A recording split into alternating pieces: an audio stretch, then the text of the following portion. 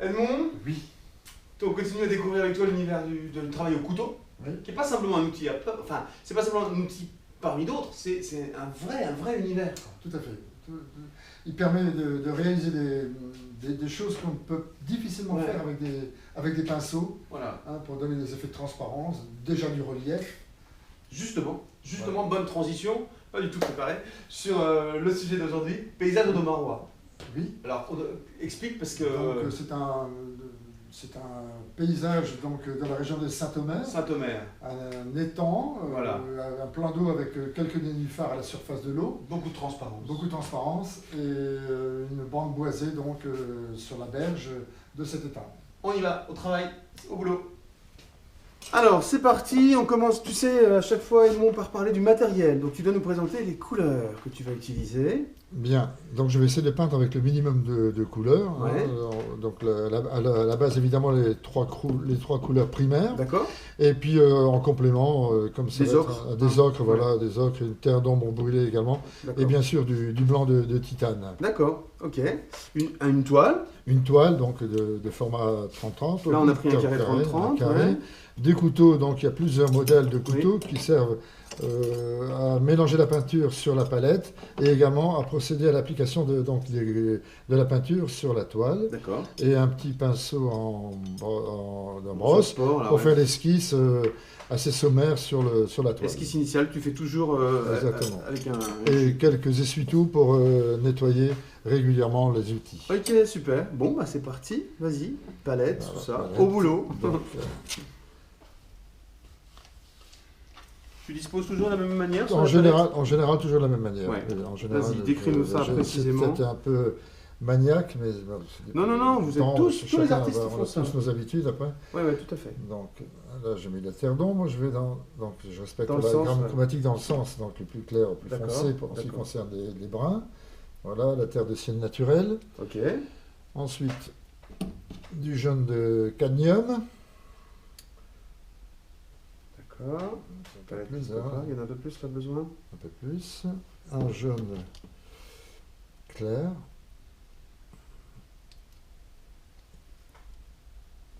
Et j'ai pris un rouge cadmium.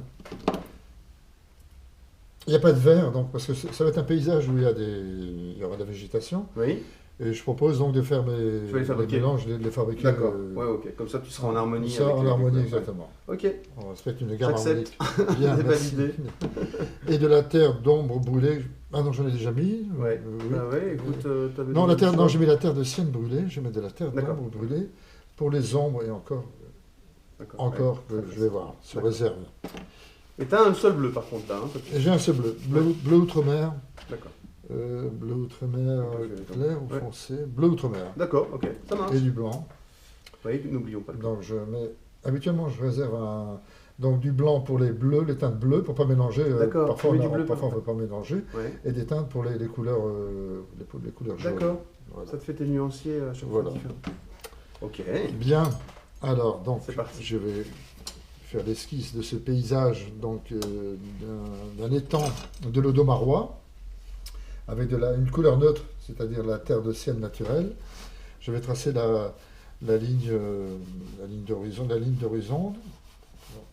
Je fais ça. Vous pouvez prendre une règle, bien sûr, pour calculer, pour que ce soit quelque chose. Ouais, ou pas, ça peut être très bien d'avoir quelque chose de très naturel. Hein. Mais en fin de compte, comme c'est un plan d'eau, il y a parfois de l'eau qui c'est pas régulier, je veux dire. Hein, les berges ne sont pas régulières. C'est pas la ligne d'horizon, c'est plutôt la berge. Hein.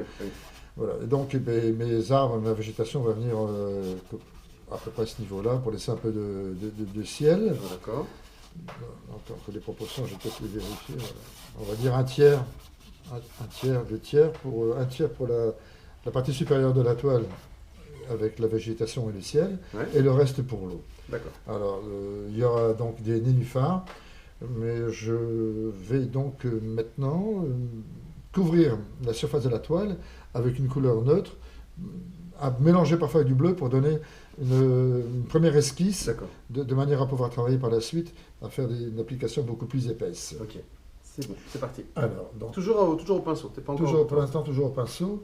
Donc je vais fabriquer je mélange donc du bleu outre-mer avec de la terre de ciel naturelle pour faire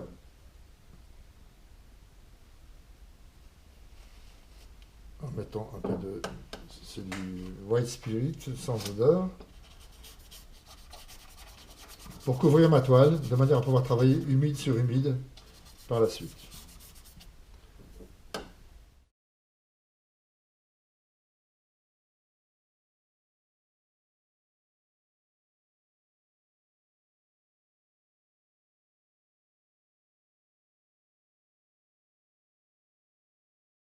Voilà. Donc voilà, donc j'ai changé, je me suis rendu compte que mon pinceau était trop étroit et que j'allais perdre beaucoup de temps donc, pour peindre cette première couche. Donc je vais utiliser maintenant un pinceau plus large. Toujours en soie de porc. Il faut bien faire pénétrer la peinture dans la trame de la toile. Mélange toujours, enfin pour l'instant, terre de sienne naturelle avec du bleu outre-mer.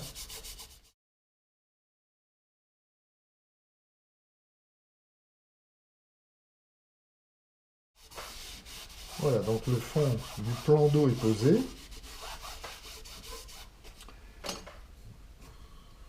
Je rajoute un peu de jaune de cadmium à ce bleu pour poser la végétation qui se trouve sur la berge de ce plan d'eau audomarois. Alors on va essayer donc de respecter une règle fondamentale, c'est de travailler avec des plans successifs, de manière à donner de la profondeur à la toile, et à commencer par peindre d'abord la partie supérieure de la toile, et en l'occurrence ici il s'agit du ciel. Alors je vais donc mélanger, je vais utiliser un petit couteau pour mélanger du bleu outre-mer avec du blanc et de la terre de sienne naturelle pour donner un bleu un peu grisé.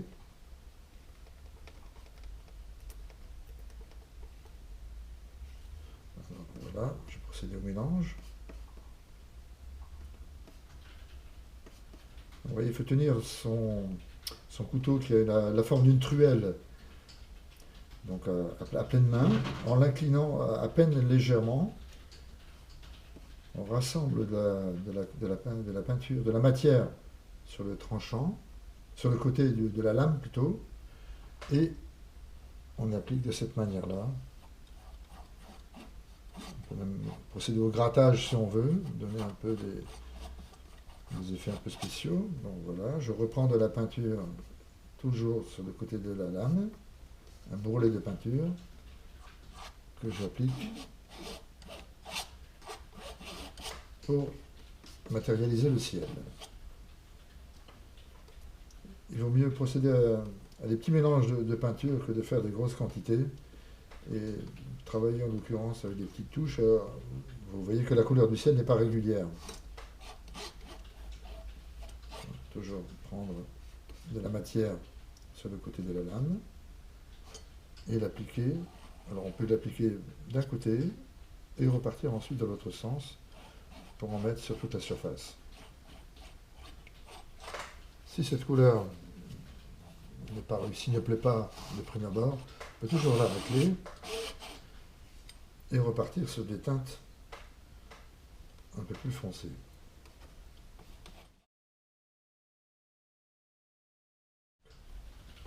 Systématiquement, avec le même couteau, réaliser une teinte un peu plus claire, un bleu plus clair, reprendre de la matière sur le côté de la lame, l'incliner légèrement et appuyer très légèrement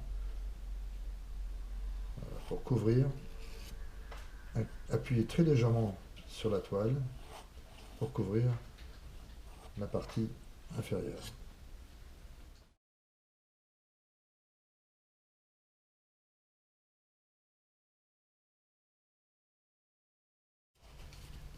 Je vais maintenant donc mettre les arbres qui sont au fond. Et devant ces arbres, il y aura des buissons. Alors je prends de la matière, vous voyez, il y a très peu de couleur en fin de compte sur la palette. Donc, bien sur le côté de la lame, je trace les troncs de manière assez sommaire.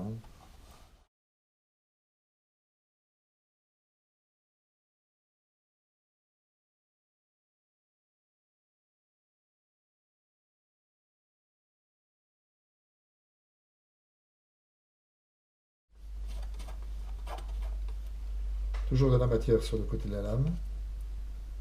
Et on applique en couche très fine sur cette partie boisée.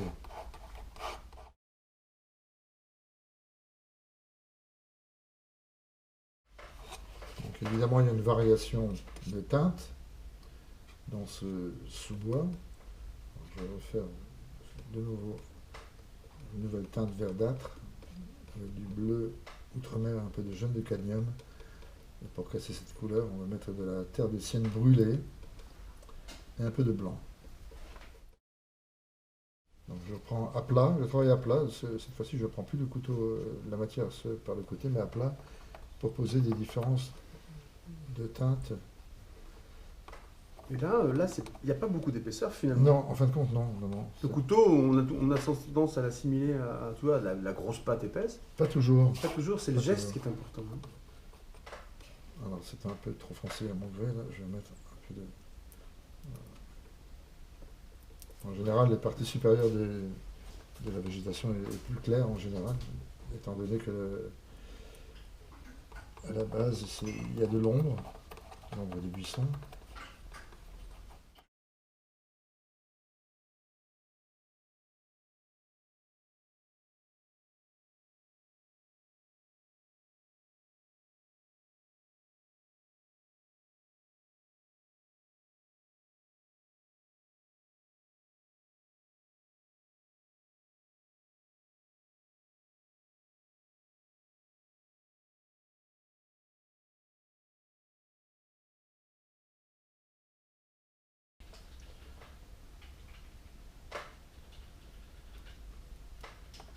Parfois plus accentué, parfois plus clair, pour faire vibrer un peu ce paysage,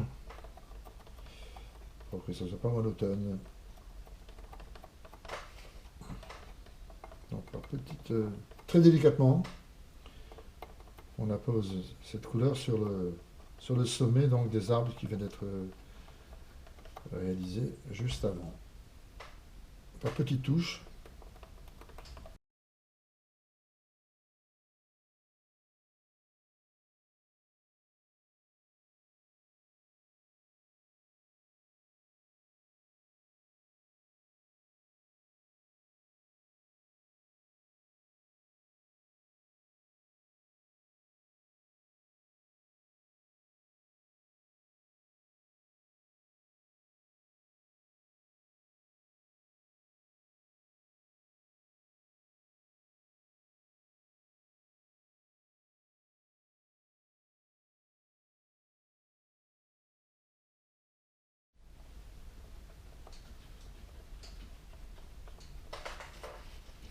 Et là, on peut également utiliser un autre couteau dont l'extrémité est arrondie. C'est celui-ci.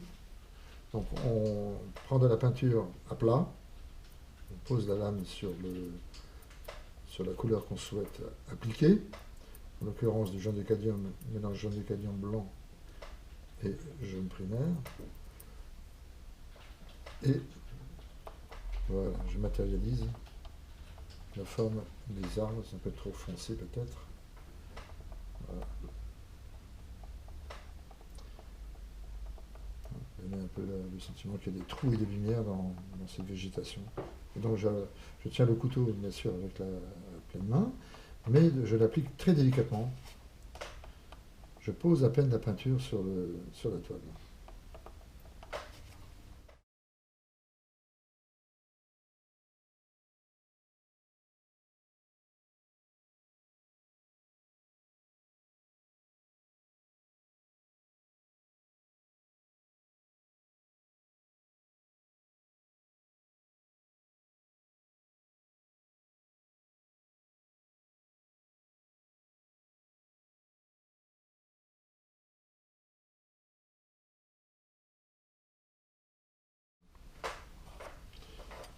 Alors pour le plan d'eau, je vais rajouter du blanc de titane sur ma palette. Évidemment la partie de l'eau qui est au bord de la berge sera plus foncée parce qu'il y a des reflets des arbres dans l'eau. Et la couleur de cette partie près de la berge sera moins intense que la couleur de l'eau qui est près de nous.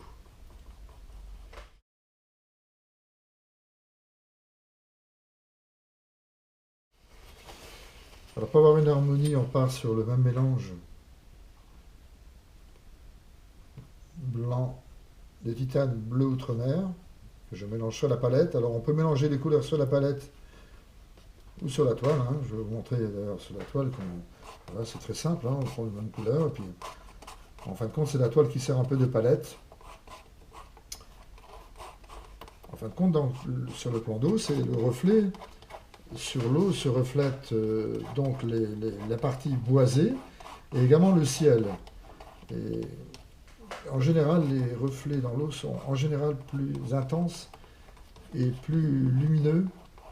En général, hein, c'est pas toujours vrai, mais en général, sont plus intenses. Vous voyez que ici, la couleur bleue que j'appose est plus intense que la couleur du ciel que j'ai posée initialement. Voilà.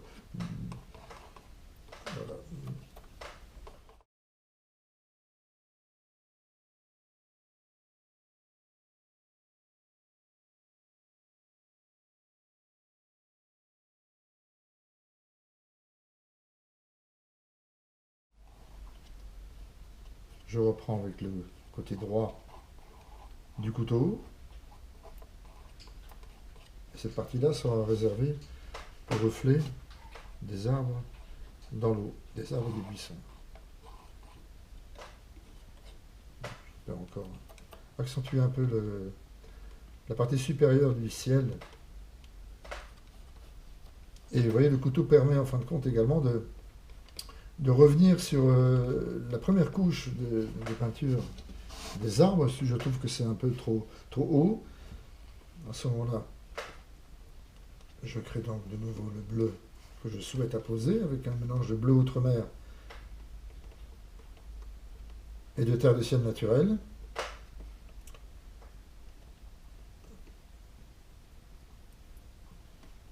Je prends une quantité de peinture un peu plus importante sur le côté de la lame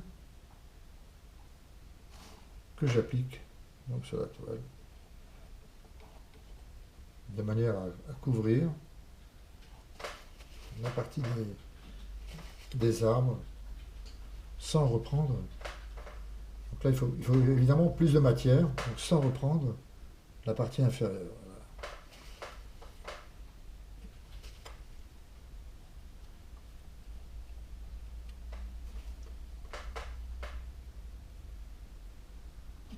En travaillant avec un côté de la lame ou avec l'autre côté.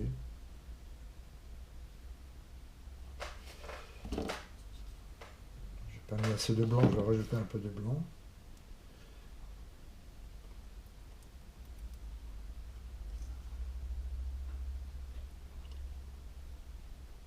Il faut évidemment que l'épaisseur de cette peinture qu'on applique au-dessus des arbres soit plus épaisse, que la matière soit plus épaisse que la couche inférieure.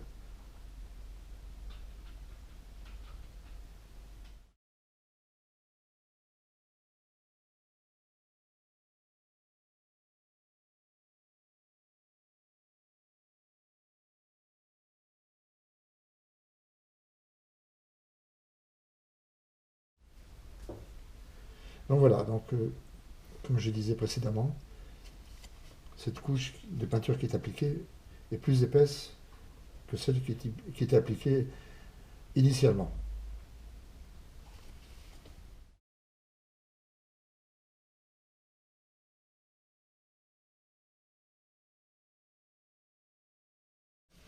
Je vais remettre du blanc sur la palette.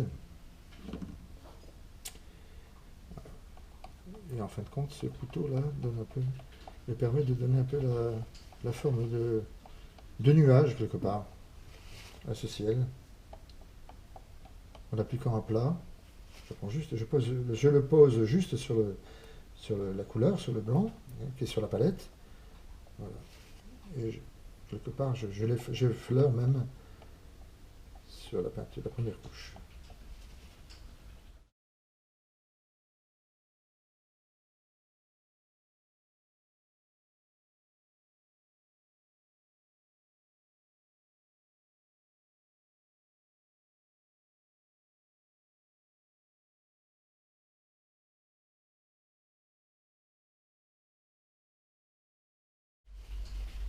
Et maintenant, avec la terre d'ombre, de la terre d'ombre brûlée et le mélange un peu orangé, je vais tracer les troncs d'arbres avec le tranchant donc de cette même lame.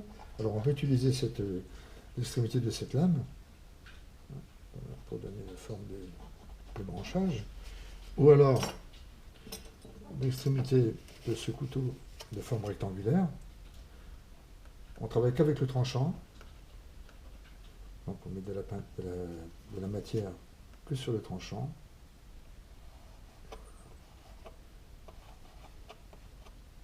Et on applique des traits de peinture en fin de compte de cette manière.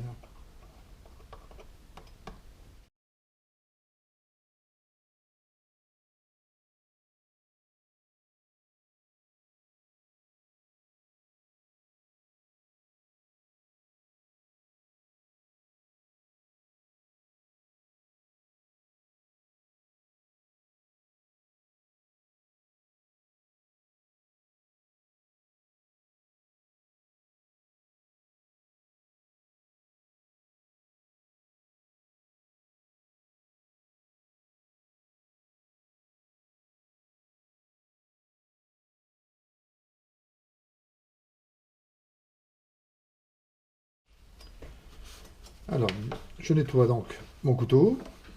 Alors, comme je vous l'ai dit, en général, la partie qui se reflète dans l'eau est plus intense en général. Je dis bien, c'est pas une règle absolue, mais en général. Donc là, je vais la faire plus foncée que ce que je viens de représenter maintenant. De la terre de sienne brûlée, un peu de bleu outre-mer et du jaune de cadmium. Ça fait un marron verdâtre mélangé avec du blanc de titane que je pose avec la même lame. Donc d'abord il y a le reflet donc de la berge qui se reflète elle aussi dans l'eau. Voilà. Alors là je frotte, j'ai pris en fin de compte peu de matière sur l'extrémité de la lame que je frotte juste en dessous de la berge pour matérialiser le reflet de la berge dans l'eau. Je vais foncer un petit peu ce reflet en rajoutant du bleu outre-mer et de la terre d'ombre brûlée.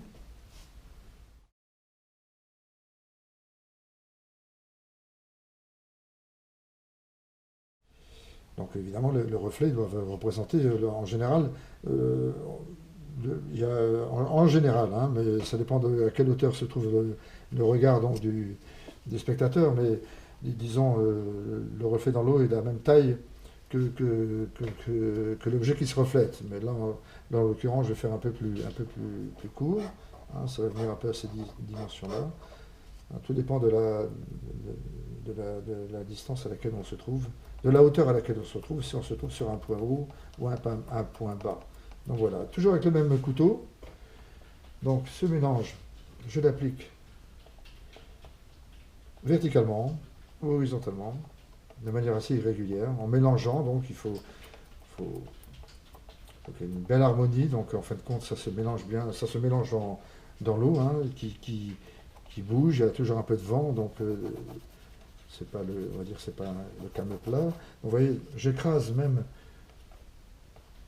sur la première couche initiale un peu de peinture que je viens de prendre, juste un peu.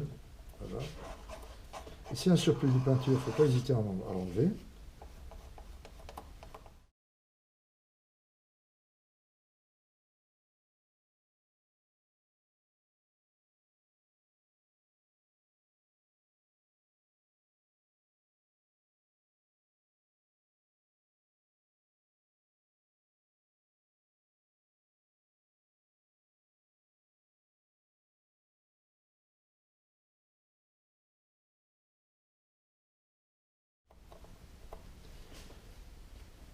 Alors c'est un marais, donc un marais, donc, en général, l'eau n'est pas nette, n'est pas propre, quoi. Il y a des algues, il y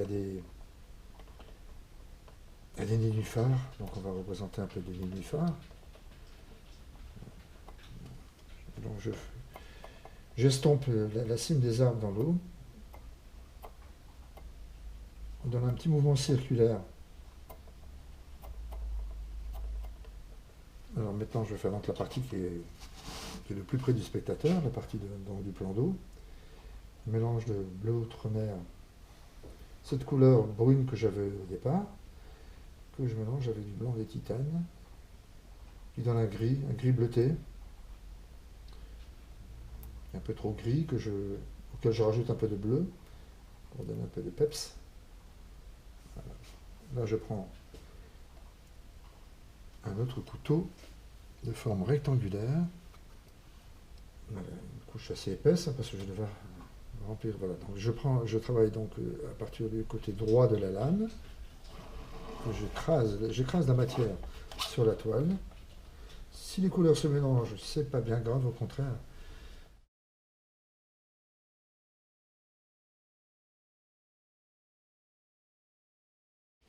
Je reprends du bleu outre-mer et du blanc pour donner une touche un peu plus intense donc, à cette partie-là. Donc je mets la matière sur le côté droit de la lame, que je reprends ici. Voilà. Je vais prendre cette même couleur du côté gauche de la lame.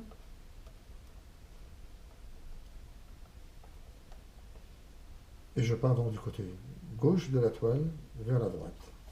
Et j'écrase la lame. Comme il n'y a pas beaucoup de matière sur la toile, je peux faire des fondus avec le plat de la lame, en appuyant donc légèrement sur la peinture. Ça reproduit, personnellement je pense que ça reproduit bien le reflet dans l'eau, la structure de l'eau. Voilà. Et ça commence à avoir un beau fondu.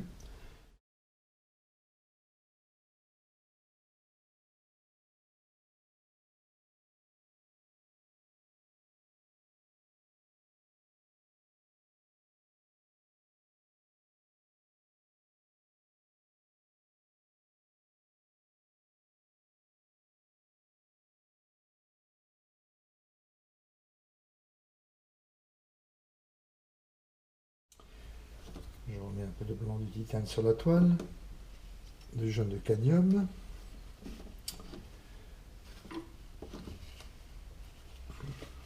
Pour donner une touche de lumière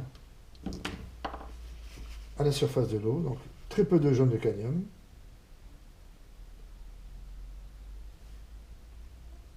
Mais le mélanger au blanc de titane. Très légèrement bleuté, vous voyez, ça ne dérange pas du tout là. Parce que, voilà. Et donc je vais procéder par... je prends de la matière donc, sur le côté de ce couteau. Et je vais procéder par mouvement, par rotation donc, de la main, pour donner cet effet donc, de mouvement dans l'eau.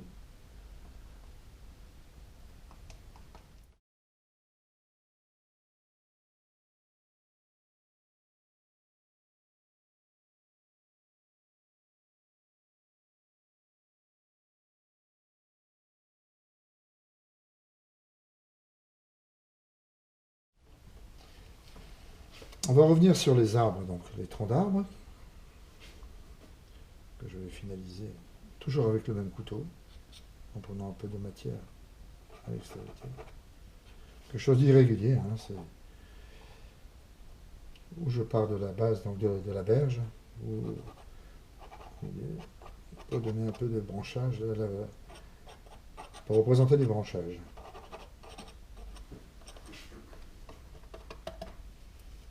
Alors ces branches se reflètent dans l'eau, donc à la verticale, mais pas de manière assez régulière, parfois elles sont ondulées. Donc je prends de la peinture sur le côté du couteau, et donc à l'aplomb donc, de cet arbre qui est là, voilà, je reproduis son reflet dans l'eau. Idem pour les autres arbres.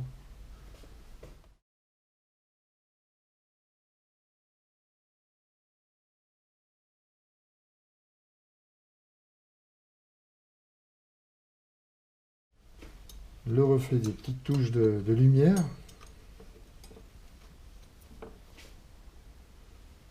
en apposant du jaune de cadmium et du blanc. Vous voyez qu'il y a des touches de lumière que je vais matérialiser ici dans la partie boisée. Donc ces touches de lumière se reflètent aussi dans l'eau. Donc la couleur est plus intense, plus claire.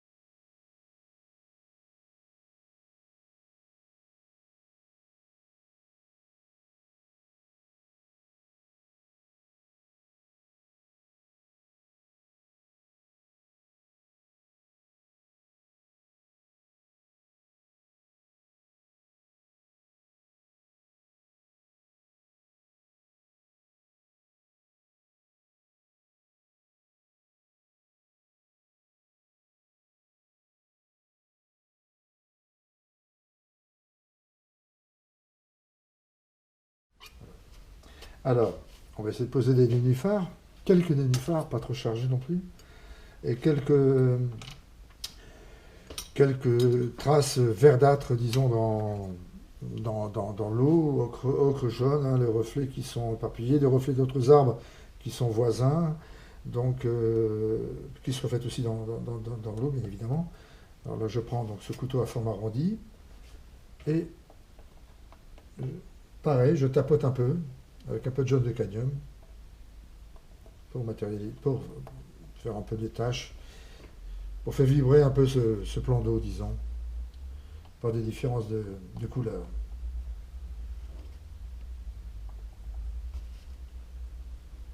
Hein, j'estompe cette couleur dans l'eau. Voilà.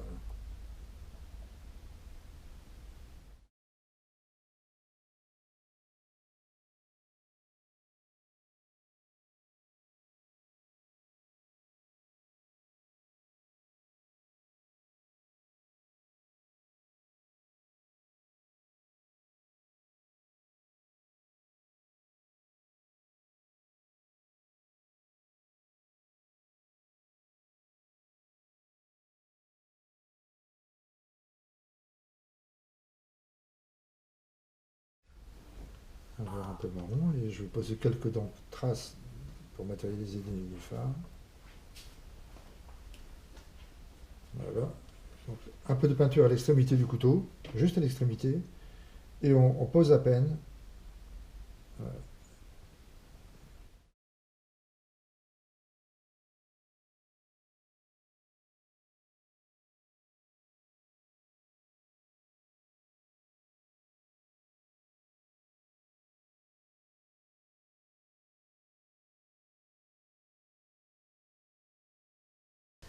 La terre de sienne brûlée, Je prends à peine un peu de matière à la base, sur le tranchant du couteau plutôt, à peine un peu, hein.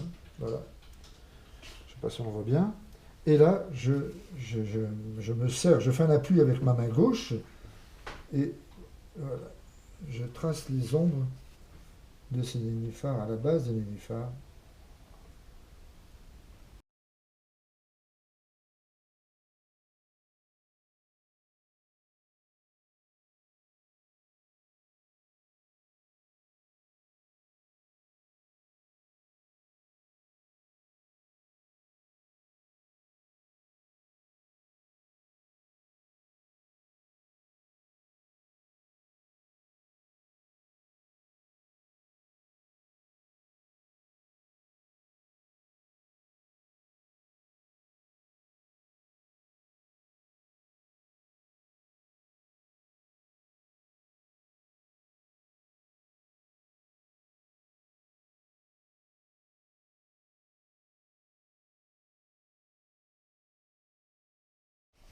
Après, ça arrive à la fin. Je trouve qu'il y a un peu trop de matière ici, vous voyez, hein. Après, on fait une analyse de ce qu'on vient de réaliser pour voir un peu si c'est cohérent, s'il y a une homogénéité. Puis je trouve qu'il y a peut-être un peu trop de matière ici et là aussi. Donc je vais l'enlever avec le même couteau, le tranchant, à peine tenu. Hein, je vais bien incliner. Je gratte légèrement, voilà. Ici, idem. Et je suis ensuite ma lame, hein, pour ne pas laisser de matière dessus. Vous voyez, la lame est sèche. J'enlève encore de la matière, voilà. Et voilà, donc et ce résidu, en fin de compte, c'est parfait. Voilà, je lui donne un peu de mouvement.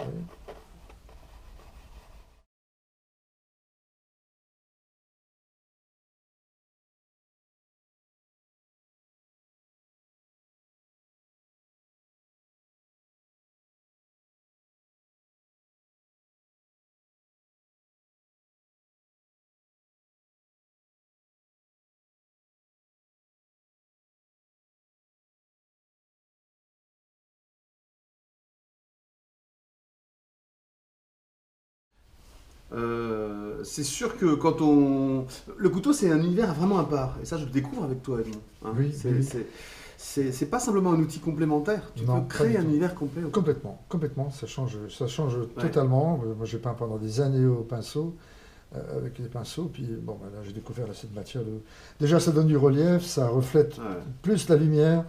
Et on arrive à faire des fondus et des jeux de transparence qu'on aurait beaucoup de mal. On pourrait le faire, mais en procédant par glacis avec, Oui, tout à fait. avec la peinture au Je suis pinceau. d'accord. Alors là, c'est hein, vous allez dehors, vous allez avec votre chevalet à Saint-Omer, vous voyez un plan d'eau magnifique, et hop, on s'y met en 3 heures, le tableau est fini, quoi. Bon, là, c'est un format, un petit format, mais, Ouais. mais une fois que c'est posé. Et nous y voilà, près de Saint-Omer. C'est magnifique. À des couleurs un peu automnales, Oui. et cette transparence qui est réalisée dans le temps, si vous voulez. Donc c'est quelque chose Dans le frais, quoi. Dans le il veut dans le dire. frais. Il n'y a pas eu d'attente, on n'a pas coupé. Tac, directement. On appelait ça la peinture à la prima, Ouais. hein, c'est-à-dire le tableau est... On termine le tableau dans un laps de temps très bref. Et c'est là qu'on J'adore. peut, je pense, bien transférer ses sentiments, ses impressions qu'on ressent, parce qu'on travaille dans le frais. Si on travaille de manière rapide sur plusieurs jours, avec des glacis, C'est notre approche. c'est une autre approche, on peint moins avec son... Je vais être un peu vulgaire, avec ses tripes, disons. Ça devient plus vulgaire que le Plus vulgaire que tripes. On peint avec son cœur, avec passion, avec enthousiasme. Oui, mais Voilà. c'est tout un cheminement. C'est un cheminement, On va bien vous sûr, emmener bien là-dedans, sûr. vous inquiétez pas. Moi, ça correspond bien à ce qui me donne envie de parler. C'est pas non plus mon univers Non. naturel, c'est superbe. Voilà, bon, c'est tout, on a tout dit. À vous maintenant, vous avez le modèle final, vous avez tout le travail d'Edmond, tous ses conseils, vous avez vu tout ce qu'il donne comme conseil pendant toute la vidéo, c'est génial. À vous maintenant, vous avez de la chance.